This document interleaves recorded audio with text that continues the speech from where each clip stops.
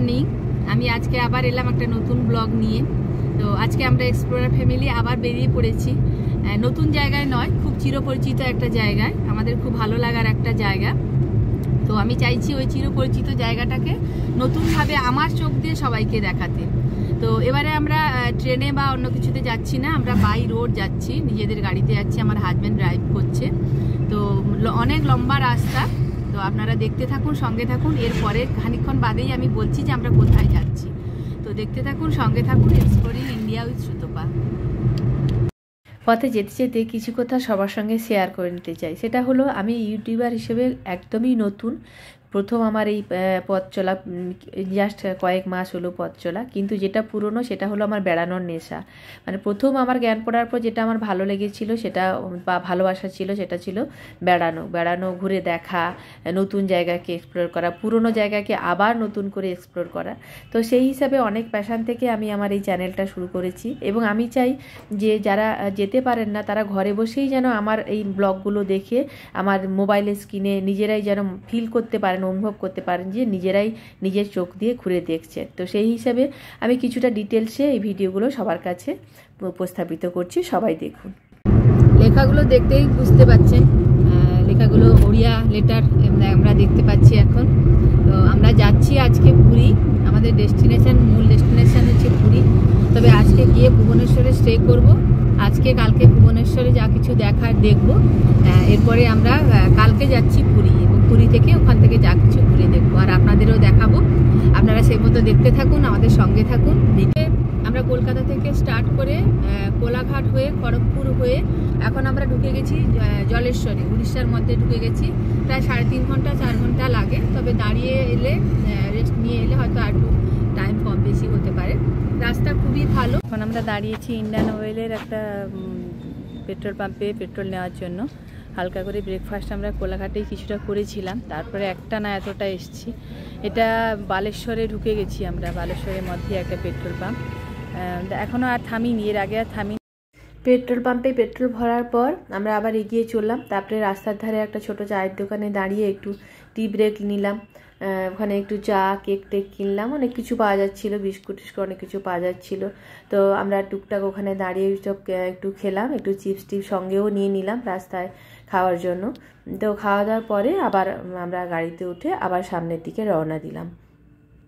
যাওয়ার পথে রাস্তার ধারে খুব সুন্দর সুন্দর সব মন্দির দেখতে পাচ্ছিলাম দূর থেকে। তো তখনই আবার ভেবেছিলাম কোনোটা যদি কাছাকাছি হয়, রাস্তার ধারে কাছাকাছি হয়, তাহলে আমরা একটু দেখব, একটু ঘুরে দেখব মন্দিরগুলো। যেরকম বলেছিলাম যে একটু থেমে থেমে সব কিছু দেখতে দেখতে যাব, তো তেমনি জাজপুর ডিস্ট্রিক্টে এসে একটা একদম রাস্তার ধারে, হাইওয়ের ধারে একটা খুব সুন্দর মন্দির দেখতে পেলাম।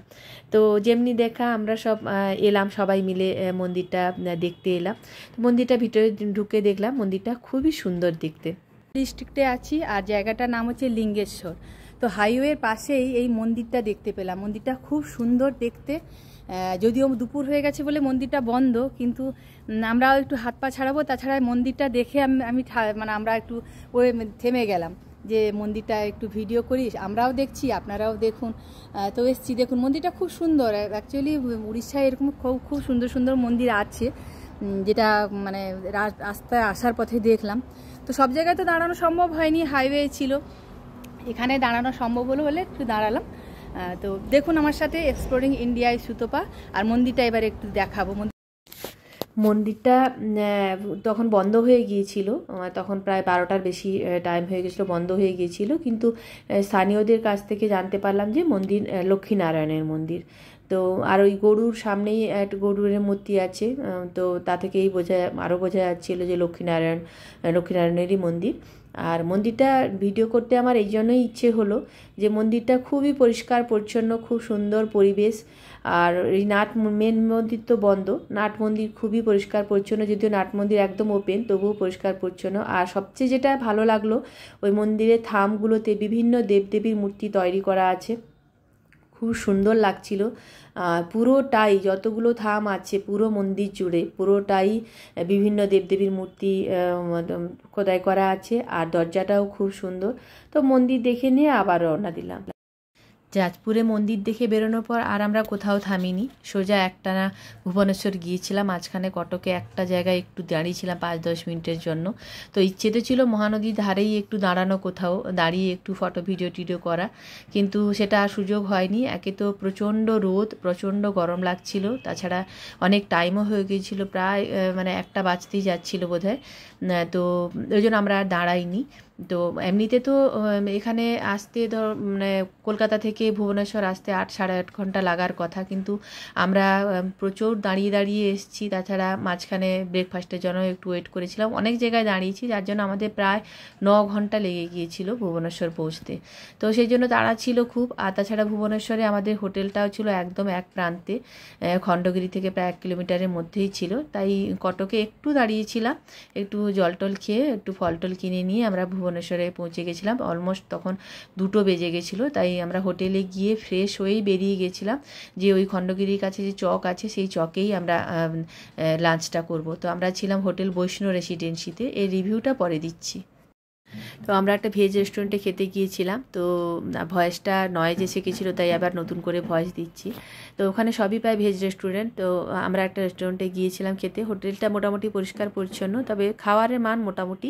আমরা যে ভেজ থালটা নিয়েছিলাম তাতে ছিল এঁচোড়ের তরকারি, ফুলকপির তরকারি, পনিরের তরকারি, আর আরও একটা কি আলু পটলের তরকারি, বোঁদে রায়তা, পায়েস, ভাত, ভেজ বিরিয়ানি মতো, ডাল, ওইসব ছিল মোটামুটি। তো খাবারটা মোটামুটি ছিল, তখন খিদেও পাচ্ছিল খুব। তো খেয়েই আমরা সঙ্গে সঙ্গে উদয়গিরি খণ্ডগিরি দেখতে চলে গিয়েছিলাম। তো সেটার ভিডিও আর হোটেলের রিভিউ আমি পরবর্তী ভিডিওতে দেব। তো দেখতে থাকুন, সঙ্গে থাকুন এক্সপ্লোরিং ইন্ডিয়া উইথ সুতপা।